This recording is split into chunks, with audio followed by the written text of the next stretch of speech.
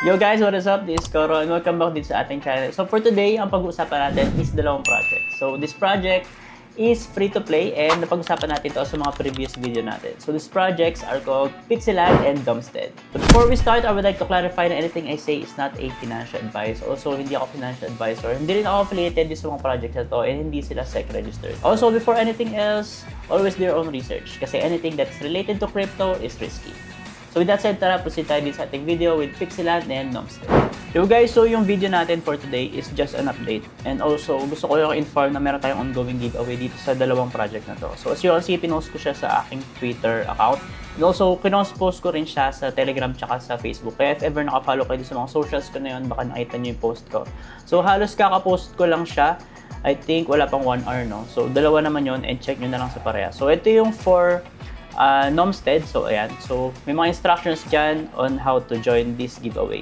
And also ito yung sa Pixeland. So mamimigay tayo ng USDT for Pixeland and also meron tayong Mythic Pack and Pixie Plus. Tapos for Domstead naman, purely USDT ipapamigay natin. And note na lahat ng ipapag-giveaway ko dito is galing sa aking sariling fund.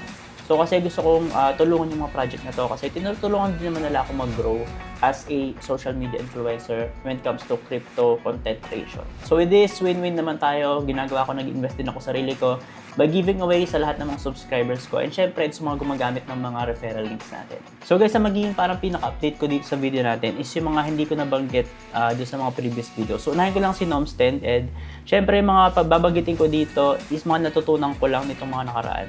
So as you can see, level 4 pa lang ako and daunahan pa ako ng mga gumamit ng referral link ko. So I think meron mga level 8 pataas. So as you can see, ang gagawin mo lang dito hanggang mag level 5 ka guys ha. Ang gagawin mo is magtatanim ka sa land mo. Tapos syempre magkukuha ka ng mga lumilitaw dyan ng mga plants. So lahat yung kuhanin mo kasi kailangan mo lang naman dyan is yung energy. Tapos guys, yung energy natin dito is nag-regen after 1 hour. So after 1 hour mapupuno yan 20 ulit. Tapos guys, medyo mahirap makakuha nitong bonfire. So ako binigyan lang ako ni Boss Zen, tsaka itong dropbox. So if ever wala ka, sali ka sa Discord kasi meron mga namimigay doon. Pero yun nga, kapag gagawin mo lang dito, kapag nag-level 5 ka, kukuha ka ng mga bagong task sa bagong NPC. Tapos doon ata is meron ng way para mag-craft nitong bonfire. So after crafting your bonfire or kapag may bonfire ka na, mas madali na yung cycle ng pagpapalevel mo. So ang gagawin mo na lang is gagawin mo magtanim ka nitong tatlo. So ako yun ang ginagawa ko, no. So if ever meron kayong mga ibang mga strategy, pwede nyo akong sabihan or i-comment nyo na lang down below. So tinatanim ko itong tatlo, yung fern, yung tomato, tsaka yung cucumber. So after ko itanim yun, tapos sa harvest ko, mag-iipon ako, magkukook ako nitong veggie salad. So click mo lang yung cook, tapos magkakaroon ka na nitong veggie salad dito. Which is pwede mong kainin, tapos magkakaroon ka ng 6 na energy. So magiging parang cycle ka na dito guys. Magtatanim ka, mag-harvest ka, gagawa ka ng veggie salad.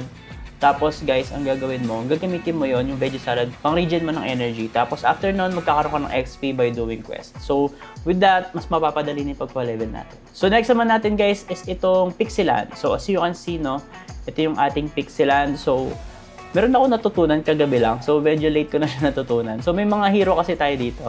Ayan, ito yung mga hero ko. Ayan, as you can see, ito yung hero natin. Tapos, pwede mo pala siyang ilagay dito sa mga nagpa-farm natin. So, as you can see, pag-click ko tong worker, ayan, pwede mo siyang ilagay dito, which is, magkakaroon tayo ng boost. So, as you can see, meron tayo 138 boost in farming nitong ating mga logs or dito sa sawmill. So, pwede mo siyang harvest anytime. So, in-harvest ko lang yan from time to time. Dito naman guys, as you can see, meron din ako nakalagay dito, which is yung, ito rin, 138 boost din. Tapos in-harvest ko lang din siya from time to time. So after harvesting, no, gagawin mo, puro cycle ka lang din dito.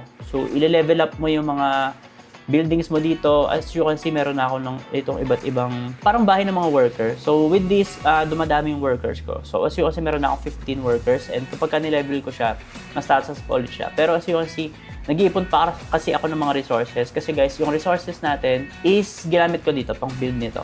Ayan. So as you can see, ano pa siya, ongoing pa and medyo matagal siya, 12 hours yung building time niya. Although pwede ko siyang gamitin itong diamond pero yun, hindi ko na siguro gagamitin. Tapos guys, dito sa ating dungeon mode, so bigyan ko ng konting update. So ang ginagawa ko dito, i-deploy ako dito paminsan-minsan kapag kakasya yung mga resources ko. Dito kasi guys, hindi kasya kasi kulang pa ako nitong 2,000 nito. So wala pa ako kasi itong building, so ongoing pa. And after nun, siguro tuloy-tuloy ako makapag-farm dito. Although, pwede ko siyang i-reload. So, pag clinic ko yung reload, mag-iiba yung mga monsters na yan. Tapos, may chance na ibang resources. So, try natin i-reload. Ayan, so yung nag-iba. Ayan, so kulang pa rin ako guys eh. Pero maganda-ganda siya kasi mas mataas yung reward, 94. Yung kanina parang 50 plus lang ata. Ayan, ito guys, 100 Pixie token. So, mas maganda to. So guys, yung Pixie token yun yung mismong fina-farm natin dito. So, kasi meron ako 475. Tapos, I think hindi ko nabanggit to last time sa video, which is itong lucky spin nila. So, as you can see, itong lucky spin na to, pwede tayo makakuha nito. Every hour nakalagay dito, +1. Tapos, pag nag-spin ka, and kapag nakuha mo yung parang bomba, minsan kasi guys, nakuha mo yung parang bomba. So, pag nakuha mo yung parang bomba, guys, ang mangyayari doon is, aatake ka sa parang ibang player. So, kiklik mo lang yung resources nila, pwede ka makakuha ng ibang resources nila or parang mananakaw mo. Tapos, guys, ito, pwede mong watch yung video kapag gusto mo, para mas mataas yung makuha mong resources. Pero pwede mo siyang i-reject. For example, i-reject ko dito for the sake of this video para makuha mo agad yung price mo. Pero I suggest, panoorin nyo na kasi sobrang saglit lang. I think wala pang 5 seconds, no? Tapos na yung parang video. Tapos, tataas yung resources na makukuha mo. So, yun guys, no? As you can see, sobrang dali lang nitong laro na to. Pixieland and Nomstead. So, lagi siya naka-open sa browser ko, itong dalawa na to. And nilalaro ko lang siya from time to time. So, hindi ko masyadong ginagrind. Gusto ko kasi parang hindi ako masyadong ma-pressure. And yun nga, as you can see, level 4 na ako kahit na casually naglalaro lang ako nito. Although meron ako konting boost kasi binigyan nga ako ng bonfire tsaka ng drop box.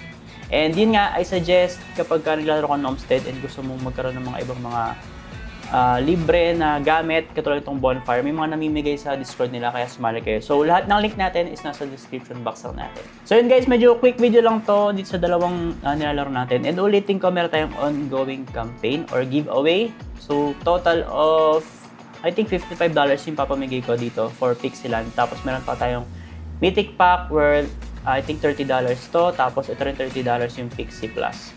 Like I said, itong mga USDT na to is galing sa sarili kong fund. Also, with this Nomstead, no, dito naman mas mataas kasi wala akong papamigay ditong ibang gamit. Purely USDT lang. So, ito is lahat din galing sa ating sariling fund. So, sana, no, medyo nagkakaroon kayo ng idea na itong channel ko sa mga bago is pinapalaki ko by giving away some prizes, no, sa mga subscribers ko. Kasi, like I said, ginagawa ko is nag-invest din ako sa sarili ko in a way na nagbibigay ako ng mga giveaways sa mga subscribers ko. So, win-win naman in both sides. So, lumalaki yung sub count ko or mas nagiging maganda yung community na nabubuo namin. And at the same time, nagkakaroon tayo ng mga rewards for the users. So, if ever magkakaroon tayo ng update, no, I'll make sure to post it on all of my socials. Kaya make sure to follow them. Meron akong TikTok, meron akong Facebook, YouTube, and Twitter. So, yun lang guys, and see you sa next video. Ingat!